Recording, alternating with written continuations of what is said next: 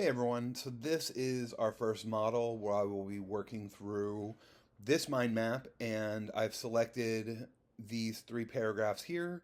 The first one being narrative, and the second one being about learning, and the third paragraph is going to be about multiculturalism.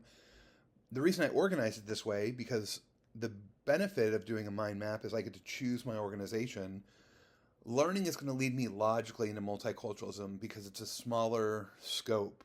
I'm learning about a lot of things, and then I'm learning just about culture. And so this whole paper is going to move from a broad scope to a narrow scope where I'm talking about, I really love these things we call narratives. I really love this thing we call learning. But one kind of learning I love in particular is this multicultural learning. And so as we move down in scope, that's the movement I want to go to. And then my conclusion will be more refined in scope that way.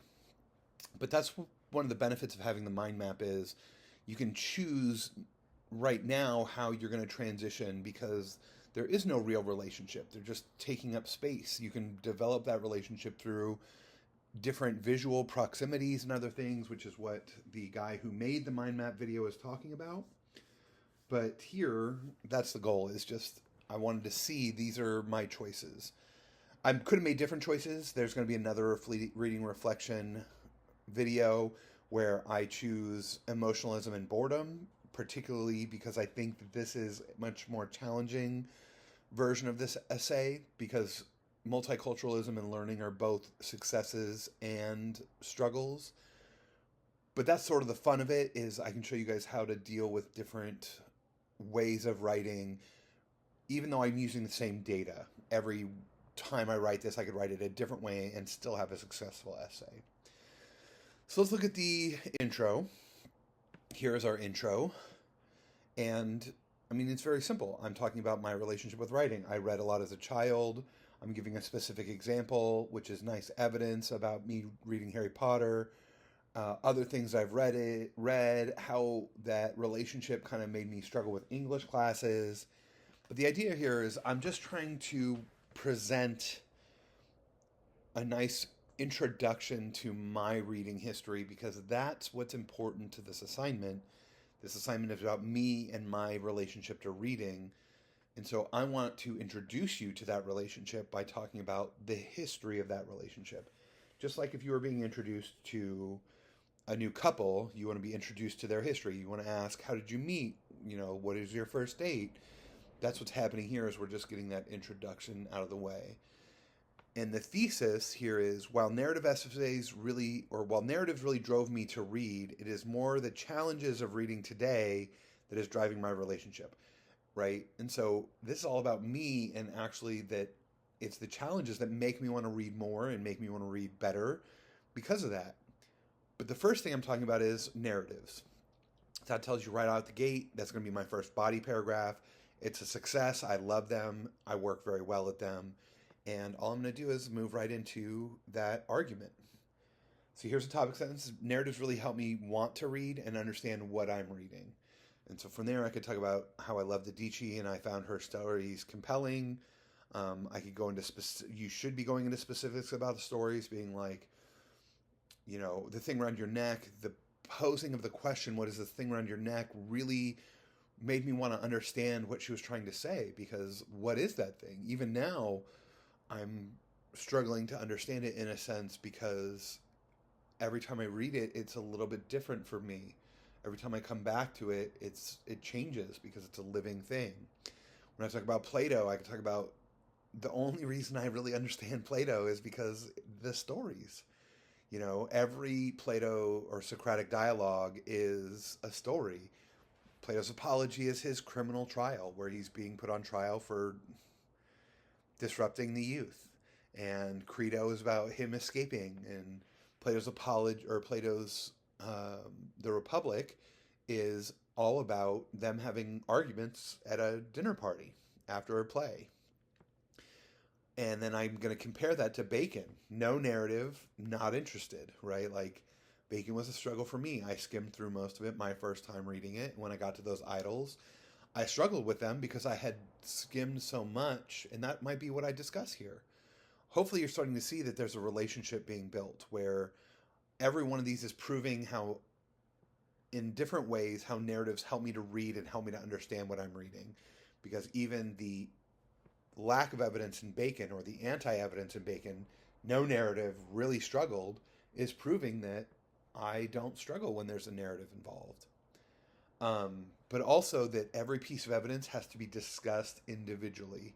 You could have multiple pieces of evidence in every paragraph, but each one should be trying to seek to prove, how did me finding these narratives compelling, how can I look at quotes that I'm like, man, this image about the palm oil just really was so bright and vibrant that I just keep seeing it in my head, right? Or the sort of funniness of Socrates at dinner, and how they are just so benevolent to each other. They're just like, oh, that was such a good idea.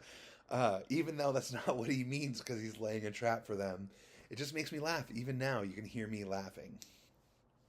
And so from there, I'm going to have to transition to learning. And I ended on Bacon because Bacon is a learning tool for me. I love what Bacon is saying. I just hate the way he's saying it. And so now I can use that to move on to, learning is important to me, and I want to learn from reading. And with something to learn, I was often driven to read, but at times the learning became overwhelming. It's both a good and a bad thing. And that Bacon is such a perfect place to talk about that, because there's no narrative, and I hated that there was no narrative, but there was something to learn. With something to learn, I should be driven, but if it's so much to learn, and I haven't talked about that with Bacon yet, I'm going to be overwhelmed. And here we come back to Adichie and what I learned about Nigeria, about her culture, about her experience, Edgar Carrot and Syed Kashua, where I'm getting really interesting discussions about the conflict that I hear about every day, but from a very different perspective, and how I can understand their perspective. And then I come back to Bacon, and how Bacon really pushes me to understand why the scientific method is so important, and how it helps us absolve ourselves of these idols we have built. But it was so overwhelming to learn that I kind of got pushed out. Like, I got to the idols and I was done, because I didn't understand them, because I had skimmed everything before it because it was so boring, right? And so that's a important thing. And then here we talk about multiculturalism, right? The Tao is so difficult just for everybody.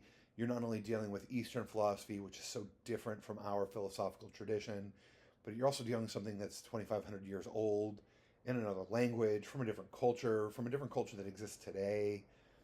So difficult. The repetition of Gibran, which a lot of you talked about, is part of this tradition of how they pull out parallels. I would definitely want to pull out two parallels and be like, look at how these two parallels are so similar, but they are conveying slightly different information, right? Like, that's why they're doing it, is that every time they use this parallel, the parallel changes just enough that it's not super parallel and there's new information being there. Or, like all of the multiculturalism of Adichie, like, she's a transnational person. She's American and Nigerian. She has her heart and soul in Nigeria, but her body is moved about all over. And I just love that image we didn't really discuss in classes about how beautiful the military embassies are, but how there's sort of like this hustle and bustle of hawkers and people trying to like beg for money in the streets. Like, what an image to start off in. But I have to understand that. And for a lot of you who may have never traveled outside the country, you may not even know about these like marketplace cultures, which is so important to where they are and how they exist.